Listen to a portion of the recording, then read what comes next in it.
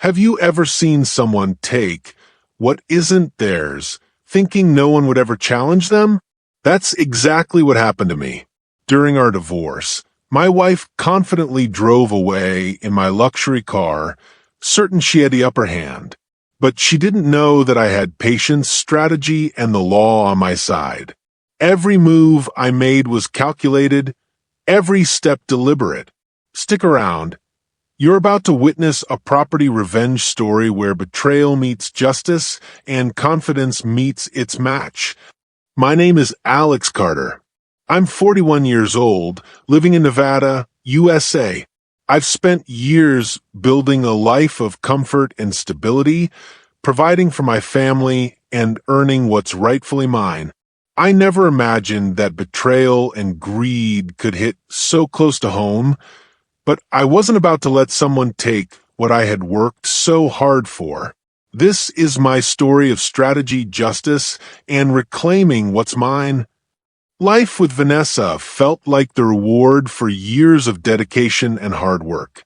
Our suburban home in Nevada was the embodiment of comfort and stability, a place where I could take pride not only in what I had built, but in the life we shared as a family. Mornings were filled with quiet rituals, the smell of freshly brewed coffee, the soft sunlight spilling across the living room, and the laughter of our children as they scrambled to get ready for school. These small moments were the heartbeat of our home, grounding me in the love and connection that I cherished. Vanessa and I had a rhythm, a routine forged over years. We shared responsibilities, celebrated achievements, and navigated the small stresses of life together. I took pride in providing for our family, ensuring that we could enjoy the comforts and security that our work had afforded us. Our shared routines, the little gestures of love, and the stability of our environment created a sense of safety and trust. I believed that our bond was strong, unshakable, and built on a foundation of mutual respect and love. Yet beneath this picture of domestic perfection, subtle shadows began to emerge. Vanessa's behavior had changed in ways I could not immediately articulate. She became increasingly evasive about finances, occasionally disappearing for hours without explanation. She spent more time with friends in private, her phone always just out of reach, her laughter carrying an unfamiliar edge. I dismissed these hints at first, convincing myself that life could be stressful, that everyone deserved private moments. But a quiet tension had begun to weave itself through our interactions, whispering that something was amiss. Despite the growing unease, I remained focused on my role as a husband and father. I woke early to ensure our children had breakfast, checked on homework, and prepared notes of encouragement for Vanessa and the kids. My commitment to family was unwavering. Every small act was a reinforcement of my dedication to the people I loved most. I was disciplined, responsible, and proud of the life I had built. Each achievement, each careful decision, felt like a step towards safeguarding the happiness and security of my family. Even in the moments of reflection, watching the children play, or Vanessa tidying the living room with a soft smile, I felt a deep sense of fulfillment.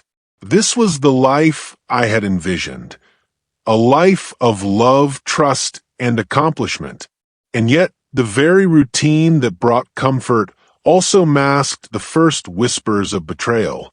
I could not have imagined that the stability I treasured would soon be tested, that the trust one had given freely could be manipulated and challenged.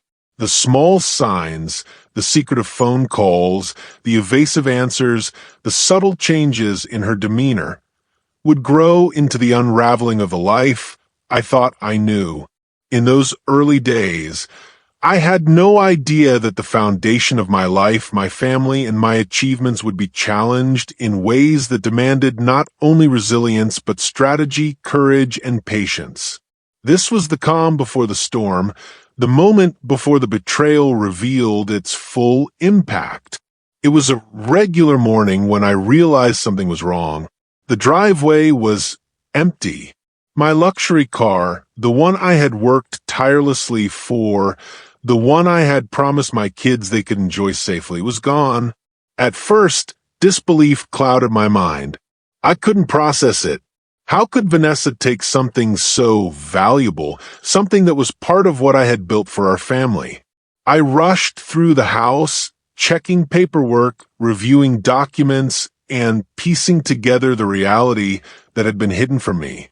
Every unanswered call and evasive response from Vanessa now carried a weight I could no longer ignore. Shock turned into anger, and anger gave way to a sharp, gnawing sense of betrayal. How could she take what I worked for? How could she think she could get away with this? The questions replayed in my mind relentlessly.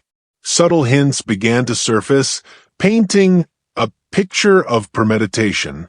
Vanessa had left small breadcrumbs of her plan. Unexplained trips, sudden attention to financial details, and an uncharacteristic secrecy around property discussions. The sense of suspense was unbearable. This wasn't an impulsive act. It was calculated. Every smile and casual word she had used in recent weeks now felt like part of a carefully orchestrated deception. When I confronted her expecting hesitation, guilt, or at least surprise, she reacted in a way that made my blood boil. Vanessa acted casual, almost indifferent. Her demeanor was dismissive, as if the act had no weight, and I was overreacting. That calm, arrogant facade only fueled my frustration and confirmed that she had believed she could get away with it. The room seemed smaller, the walls closer, the air heavier. Every detail, the slight smirk, the way she avoided eye contact, added to the tension. My emotions were a storm: shock, grief, anger, and a growing determination to reclaim what was mine. The betrayal cut deeper, because it wasn't just the car, it was the audacity, the planning, the sheer disregard for the life we had shared. In that moment, a resolve began to form. I couldn't undo the act, but I could turn it to my advantage. I began to see patterns, inconsistencies, and opportunities that Vanessa had overlooked. The calm she exuded in the face of exposure was her undoing, and I realized that strategy, patience, and the law could become my greatest allies. This betrayal, so personal and shocking, would not define the rest of our lives. I wasn't just going to recover my property, I was going to ensure that every misstep she made would be documented, undeniable, and ultimately her own undoing. I knew that confronting Vanessa directly wouldn't get me anywhere. Her casual confidence was a shield, a smokescreen to hide her actions. So, I had to investigate discreetly. I started by checking the legal ownership of the car, digging through documents, dealer records, and registration papers. Every detail mattered. Each discovery added to the growing puzzle, painting a clearer picture of how she thought she could get away with taking what was mine. The emotional roller coaster was relentless. Waves of grief hit me as I realized the betrayal. Flashes of anger burned hotter than I expected. Yet beneath it all, determination began to grow. I couldn't let this slide, not for my own pride, but for the stability and security of everything I had built. Every record I examined, every phone call I cross-checked, and every document I scrutinized brought a mix of despair and hope. I reached out to a trusted lawyer, someone who could guide me through reclaiming my property and leveraging the law without tipping Vanessa off. Our discussions were precise, each plan carefully crafted. each step calculated to ensure that I could legally challenge what she had done. The law, I realized, could be my greatest weapon. Then came the twist I had been waiting for. In her overconfidence, Vanessa had left traces, small, seemingly insignificant mistakes that I could use to my advantage. Hidden emails, misfiled receipts, and overlooked signatures provided leverage I hadn't expected. These weren't just random oversights. They were openings that would allow me to assert control over what she had taken, to protect my rights and reclaim my assets. In that moment, a surge of clarity washed over me. I was no longer powerless.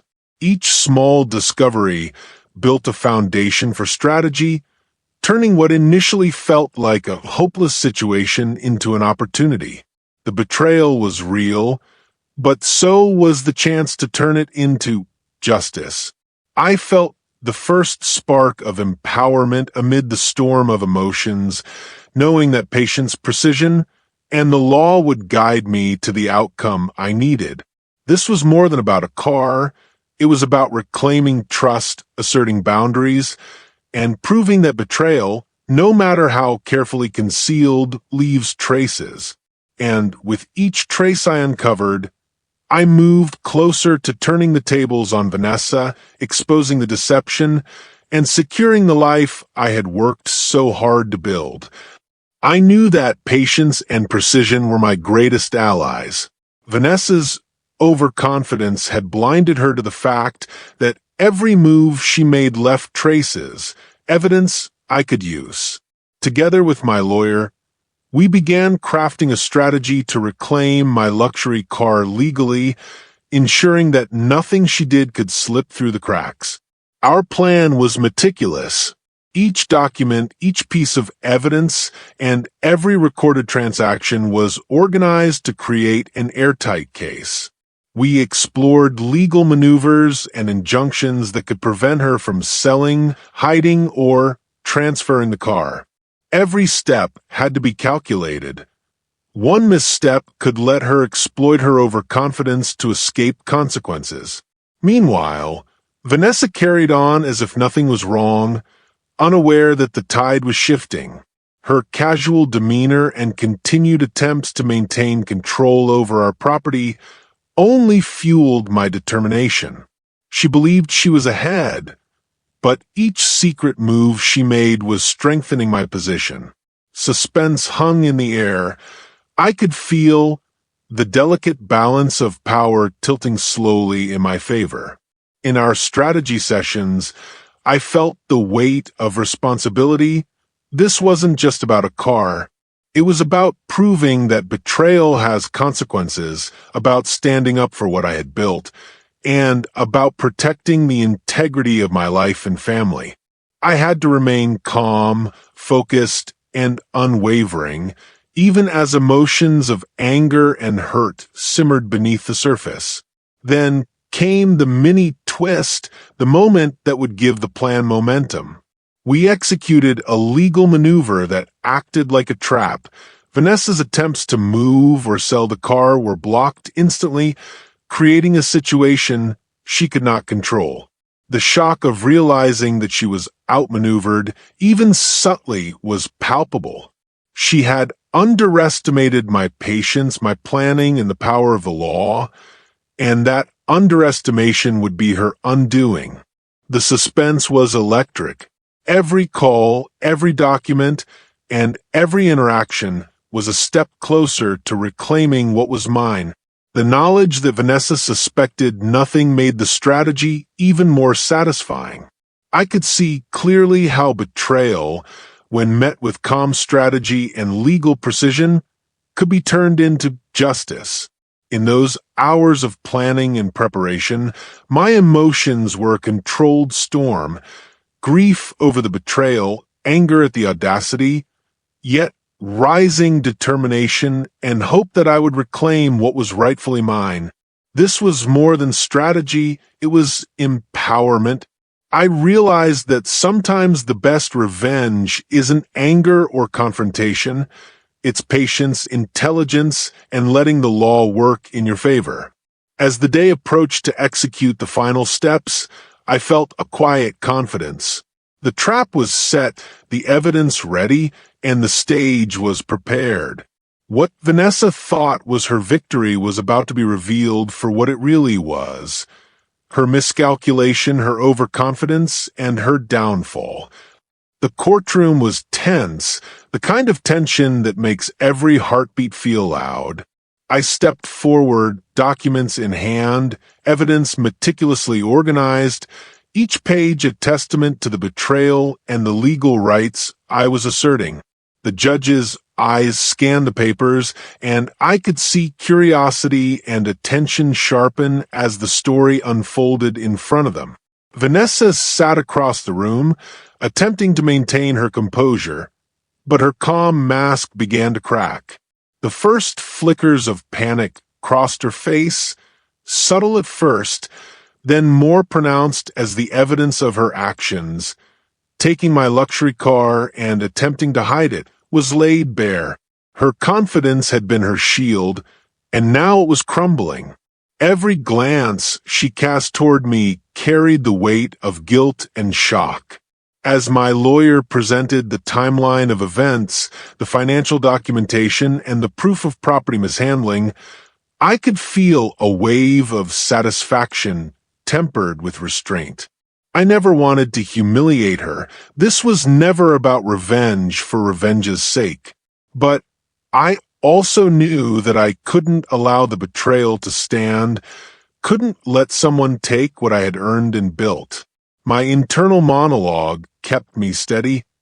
I never wanted to humiliate her, but I couldn't let her take what was mine. Today it ends. The room felt heavy, every turn of a page, and every statement punctuated by the silence of anticipation.